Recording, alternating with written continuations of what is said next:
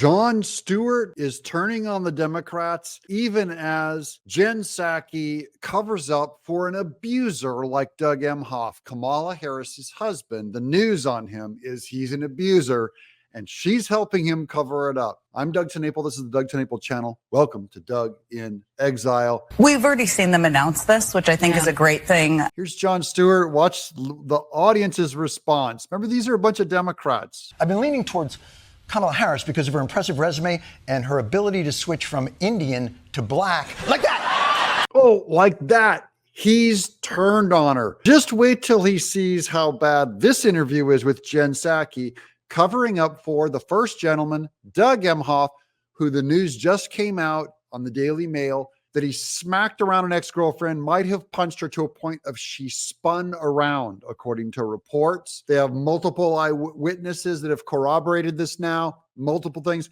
And every one of these people, every liberal that you know who's voting for Kamala Harris is enabling it. Remember, people who perform this kind of abuse only get away with it so long as it's being covered up, kept silent by the media. So long as they cover it up, it will keep going. Here's Jen Psaki. Used to seeing political spouses out on the presidential campaign trail, but we have never really seen a political spouse quite like Doug Emhoff. Yeah, we've never seen one quite as abusive as him either. I could never vote for someone who either has laid hands on a woman, beaten them, or whose spouse has done so.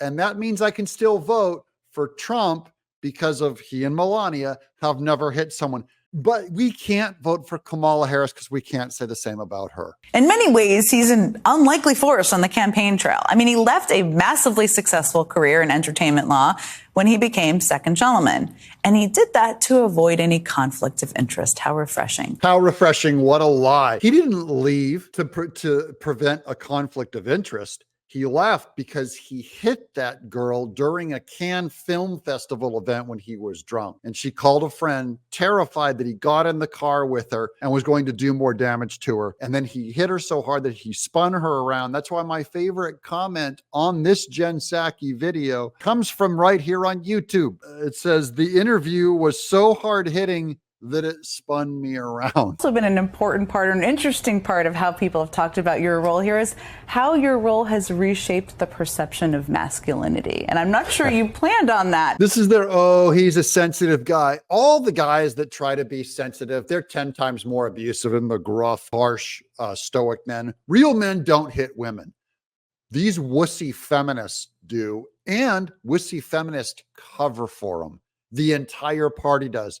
David Axelrod will cover this up. Tim Walz will never call out Doug Emhoff or Kamala Harris. No one will.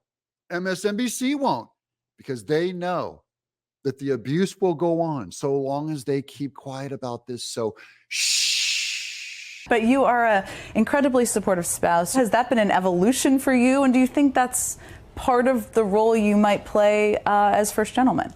It's funny, I've started to think a lot about this. I've always been like this. My dad was like this. And oh, don't blame it on your dad now, Doug Emhoff. You got to take responsibility for what you've done. To me, it's the right thing to do, you know, support women. Or maybe you don't support them so much. Maybe you don't hit them so much either. He also, by the way, knocked up the nanny. He was dating the nanny on his last wife. That's the divorce, what happened. They say that he got her knocked up and then she miscarried because of his abuse. Women, we support women, whether it's pay equity, childcare, family leave, and all these issues that, you know, this post-Dobbs hellscape. Women should not be less than. Women should not have less rights and be treated differently. Yeah, maybe you should treat them. You know, this is a guy, there's another thing about all people who abuse women. They treat women differently because he'd never go up and smack a man in the face. He wouldn't come and hit me in the face. Oh, no, no, no. See, they get away with it because they treat women differently. He will only hit women. There are certainly people, you know who I'm going to ask you about, who are not as comfortable with fierce women, strong women, intelligent women. One of them is, of course, running against the vice president, Donald Trump. And now you can see the kind of lies, the cover-up that Jen Psaki is doing against Trump. She's an alleged feminist who is covering up for Emhoff and then accusing Trump, who's never laid hand on a woman, as far as we know, with corroborating people. we don't know. I'm only saying we do know that Doug Emhoff, and she will not be this tough on him. She won't do a follow-up conversation. Thing is, at this point, when everything matters, you have to take risks. And that people may make mistakes. It's worth it. Put them out there and have them doing a bunch of stuff. This is a giant snow job by MSNBC. No fact checking on this at all. They won't interview anybody over at the Daily Mail for doing their article on exposing Doug Emhoff for what he is. I'm Doug in Exile.